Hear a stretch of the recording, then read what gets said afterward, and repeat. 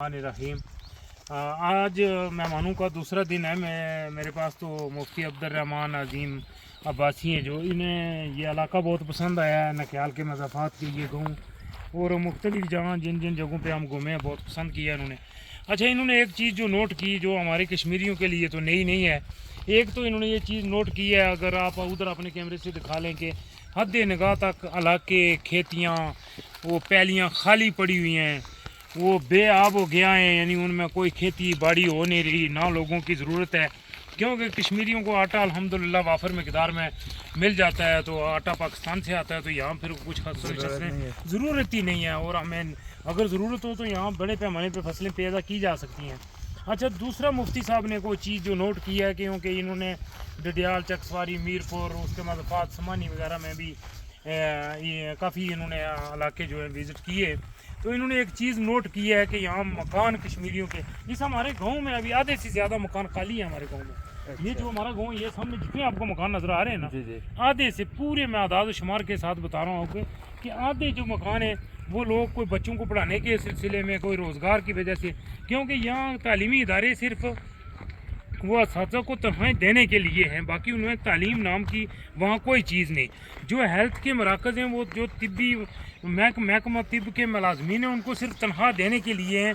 वहाँ अद्वियात नाम की, चेकअप, टेस्ट कोई भी नहीं है, यानी किसी नोयत की कोई सहूलत सिरे से है ही नहीं है।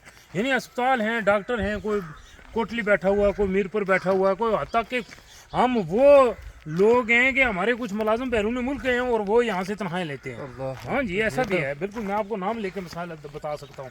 तो ये सूरत हाल है। और इसमें जो आपके लिए ना ये हैरत की बात है कि इतने मकान, यानी ये आबो हवा, इतना प्यारा मौसम, इतनी ये प्यारी वादी, ये रुए ज़मीन की टॉप 10 जो खूबसूरत जगह हैं, उनमें से एक जगह, और यहाँ के मकीन तंगे यहाँ से छोड़ के जगह इजरत कर गए हैं।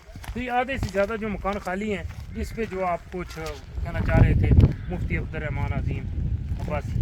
जी, मैं ये कहना चाह रहा था कि अमूमन मैंने देखा है कि लोगों ने बड़ी बड़ी हवेलियाँ बनाई हुई हैं, बड़े बड़े मकान बनाए हैं, और जो पैसा है उसको पानी की तरह इस मकानों पे लगाया है। और यहाँ से लोग भी, फिर मैंने देखा, सुना, और जो लोगों से मालूम हुआ कि वो हवेलियाँ बनाने वाले वो बाहर ममालिक चले गए हैं जी, और वहाँ से वो पैसा भेजते हैं, पैसा आता है यहाँ, वो यानी बड़े बड़े मकान बनते हैं, हवेलियाँ बनती हैं, लेकिन फिर वापस वो आके उसमें रहते भी नहीं हैं। सिर्फ यानी वो एक दौड़ लगी हुई है कि एक ने मकान बना लिया तो दूसरा चाहता है कि मैं उससे थोड़ा सा और अच्छा और ज़्यादा खर्चा करके बनाऊँ। दूसरे ने बनाया तो वो कहता है कि मैं तीसरे से जो है वो थोड़ा सा और अच्छा और ख़र्चा करके बनाऊँ। तो ये एक मुकाबलाबाजी की मैंने जो यहाँ महसूस किया है। अब यहाँ के मौजूद अफराद हमें इस हवाले से बेहतर बता सकते हैं, आप बता सकते हैं कि क्या ऐसा है या नहीं है। बिल्कुल ऐसा ही है। तो मैंने देखा है कि मुकाबलाबाजी का एक यहाँ रुझान है, और मुकाबलाबाजी का रुझान बिल्डिंगें बनाने में, मकानात बनाने में और हवेलियाँ बनाने में, और बाद में वो हवेलियाँ इसी तरह बेबान पड़ी रहती है, इसी तरह वीरान पड़ी रहती हैं, और उनमें आके परिंदे रहते हैं, घोंसले बनाते हैं, और जंगली जानवर। बाद हमें तो कुछ इस तरह के भी लोगों ने तजर्बात शेयर किए हैं कि बड़ी बड़ी हवेलियाँ बनी हैं, उन्हें ताले लगे और वहाँ रात को आगे जंगली जानवर रहते हैं। जी जी, ऐसा है। ये नहीं वो लोग बना के बस छोड़ रहे हैं। तो इस पर मैं ये कहना चाह रहा था कि कम से कम अगर ये जो तबका है जो मकान बनाने की दौड़ में लगा है, उसके बजाय ये यहाँ कुछ जो इंडस्ट्रीज़ हैं या वही पैसा जो ये अपने मकानों पे लगाते हैं वो यहाँ के अफराद को हुनरमंद बनाने के लिए लगाएं, या इस तरह के वोकेशनल सेंटर बनाए जाएं, या इस तरह की चीज़ें बनाई जाएं। तो इससे एक बड़ा ये होता है कि यहाँ की जो आबादी है उसमें भी एक तो जो हमारा पिसा हुआ गरीब तबका है वो भी बहुत अच्छे अंदाज में, बेहतरीन अंदाज में काम करेगा, सीखेगा, और कश्मीर की तामीर और तरक्की में वो अपना किरदार अदा करेगा।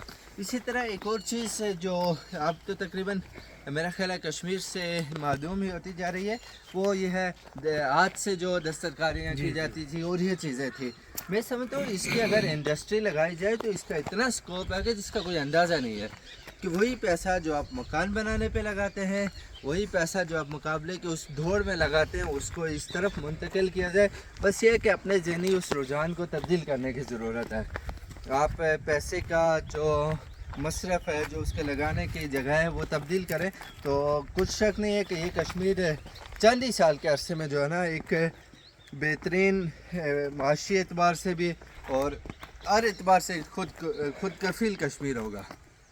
تو مفتی عبد الرحمن عظیم عباسی سوئی ہوئی کشمیری قوم کو جگانے کی کوشش کر رہے تھے اور یہ بتا رہے تھے کہ یہ جو ہم 10 کروڑ کے مکان بنا کے ان کو خالی چھوڑا ہوا ہے، یہی 10 کروڑ میں سے ہم 5 کروڑ کی اگر فیکٹری لگائیں، یعنی اس وقت بھی 50 لاکھ روپے میں اس آزاد کشمیر میں چھوٹی فیکٹری یا کچھ ایسی صنعتیں جو لگ سکتے ہیں. تو ہم 10 کروڑ کے ہم نے مکان بنائے ہوئے ہیں جنہیں مفتی صاحب بھوت بنگلے قرار دے رہے تھے اور حقیقت یہی ہے. تو یہ اس میں ہم یہاں فیکٹریاں لگا سکتے ہیں، ہزاروں لوگوں کو روزگار دے سکتے ہیں اور اس ریاست کی معیشت کو درست کر سکتے ہیں.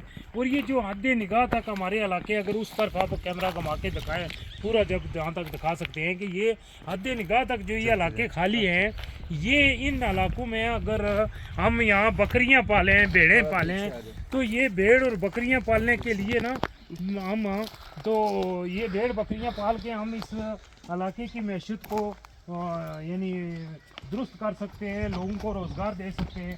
اور بھیڑ بکریوں کی وجہ سے پھر ہماری کھیتی باڑی بھی بہتر ہو سکتی ہے، ہماری زراعت ترقی کر سکتی ہے، لوگوں کو روزگار مہیا ہو سکتا ہے.